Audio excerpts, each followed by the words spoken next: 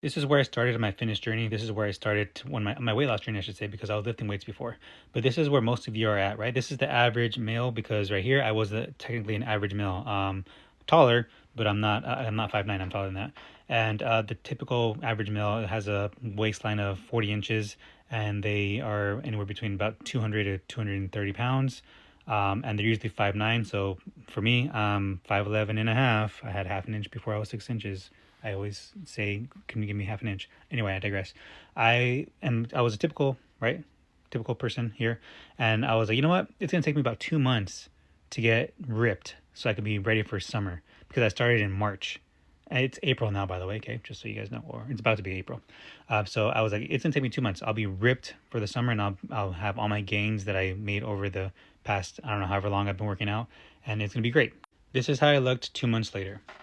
Realistic progress. I definitely increased, or I mean, lost some weight, increased some definition, and was heading down the right path. But after 2 months, I was nowhere near where I thought I would be. And this was a huge underestimation of how much fat I had in my body and how much weight I had to lose. Because from this point, I'm not sure how much weight I lost from here to here. I'd have to like look into it. But essentially, from a 2 month span, it was not going to be where I wanted to be ready for the summer, right? And for a lot of you who are starting right now, it's about to be April. So in June, you can make progress because I did progress. I'm not, knocking that. I did progress, but I was nowhere near where I wanted to be. And this is because I was doing it in a sustainable way. I wasn't trying to go too deep in a deficit where it's not sustainable and I start, falling off the wagon because it's just too hard to maintain. This is a realistic way of sticking to it and thinking about the long term and doing it for the long run.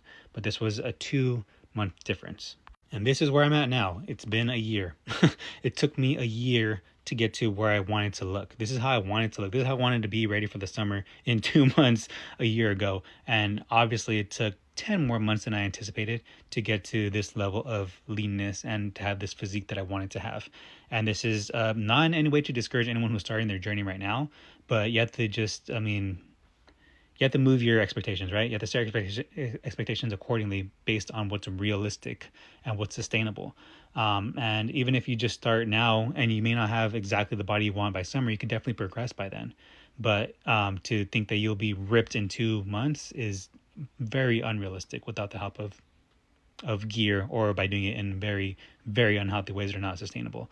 But this was, like I said, took a year to get there, and I don't regret doing it the way I did it. I'm very happy with how I look, and I'm going to continue going down this path, not losing weight, but now I'm trying to lean bulk. But your fitness journey will have ebbs and flows, and it's not going to be as quick as you may think because everyone vastly underestimates how much fat they have and how much weight they have to lose.